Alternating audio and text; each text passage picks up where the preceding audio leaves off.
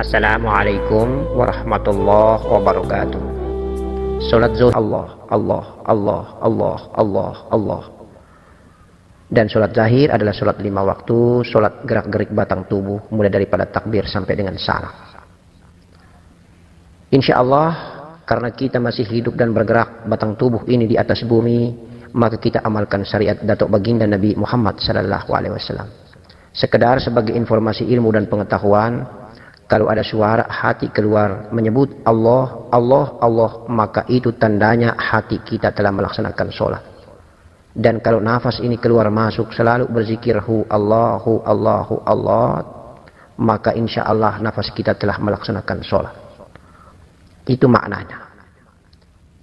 Kemudian zikir ini ada zikir tubuh la ilaha illallah, zikir hati Allah, zikir nafas hu Allah, kemudian zikir rahasia ah. Mengapa ada perbedaan-perbedaan zikir ini? Sebenarnya tidak beda. Tumpuan awalnya itu adalah zikir tubuh la ilaha illallah.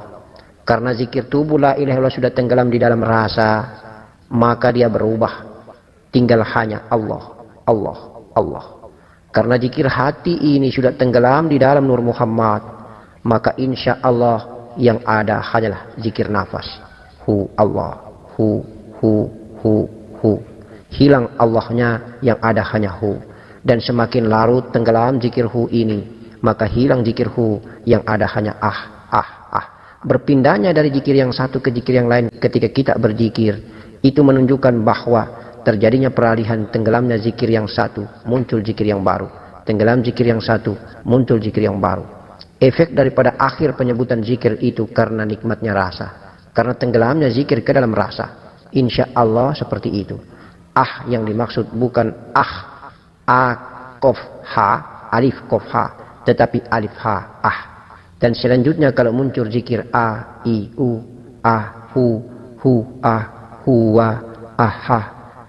Insya Allah biarkan saja dia berjalan, karena khusyuk dan konsentrasi kita semata-mata kita serahkan kepada Allah. Itu hanya merupakan lantaran dan sarana.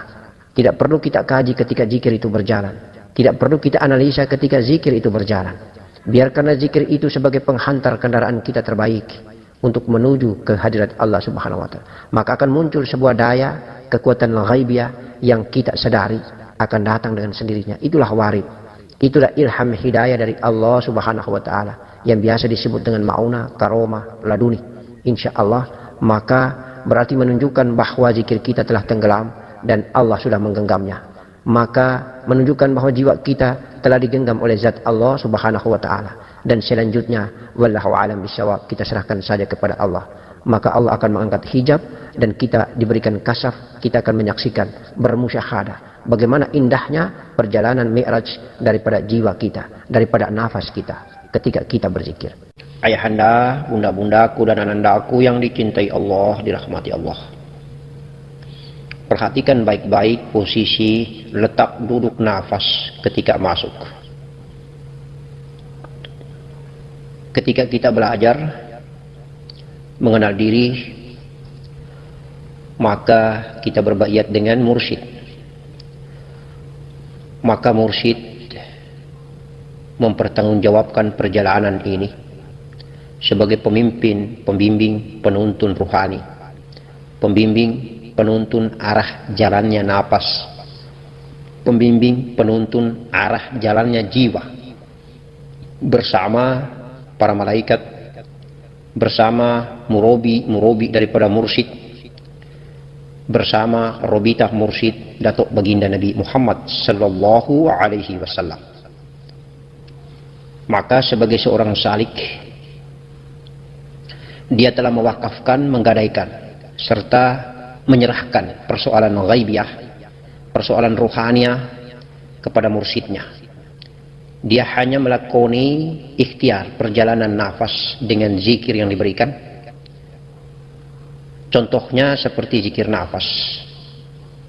Dia hanya mengkhusyukkan dirinya, kemudian memasukkan zikir nafas hu, mengeluarkan zikir nafas Allah.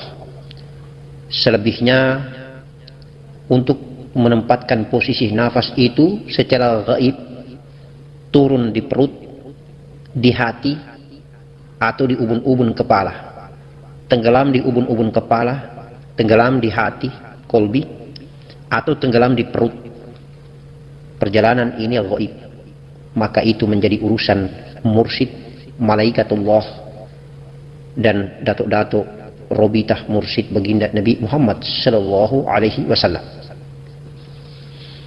Tetapi sekedar informasi ilmu, pengetahuan bahwa ada 3 zikir, ada 3 rahasia yang di dalam aktualnya berjalan, kemudian singgah pada tempat dan stasiun 3 ini. Biasa diistilahkan dalam perguruan kita ini, di dalam tarekat kita ini, nafas Allah, nafas Ahmad, dan nafas Adam.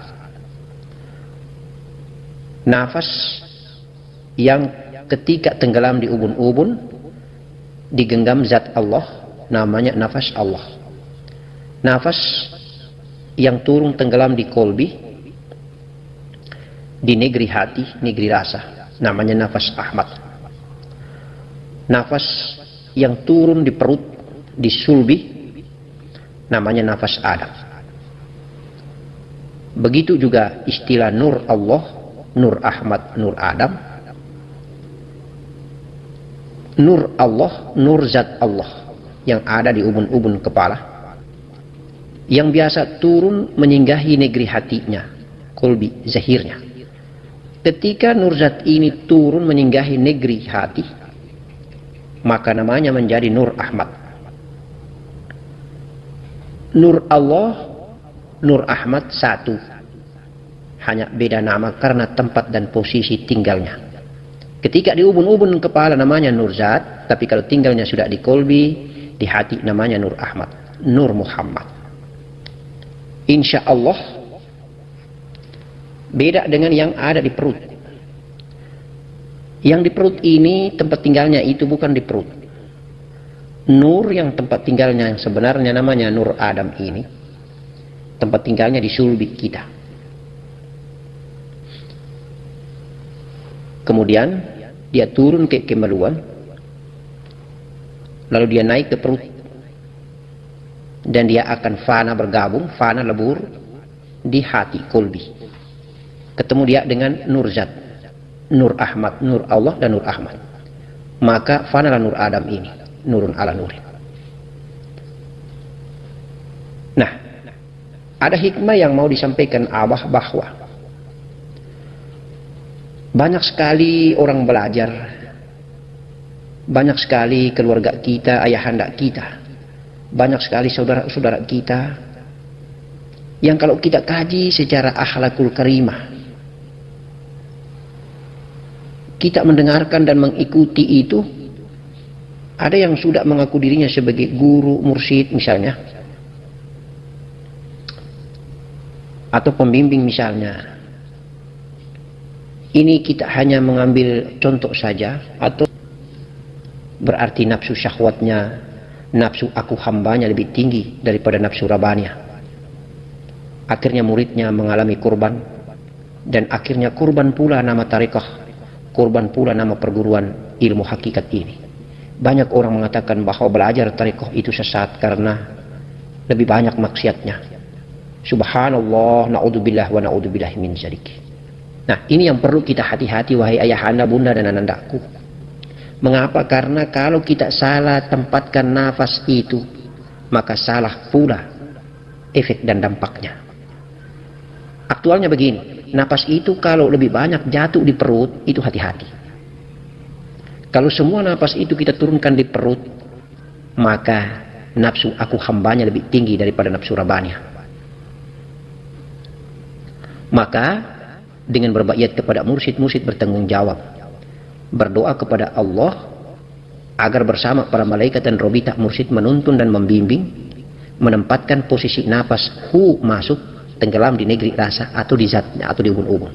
Jadi hanya 2 saja tempat yang baik itu, di ubun-ubun kepala, yaitu di zat nafas halus itu, atau sudah terjadi kolaborasi dengan nafas kasar ini, ataukah dia turun ke negeri hati, di kolbi. Dua tempat itulah. Maka wajib hukumnya itu nur yang ada di sulbi ini, yang ada di kemaluan ini, yang ada di perut ini harus naik ke atas. Harus fana. Dia ini harus mati. Tidak bisa dia hidup. Kalau kita turunkan napas kita ini semua kumpul di perut, maka nur yang ada di Adam ini hidup. Kalau nur yang ada di Adam hidup, maka kita lebih banyak memiliki 80% nafsu keakuan aku hamba daripada nafsu rabania.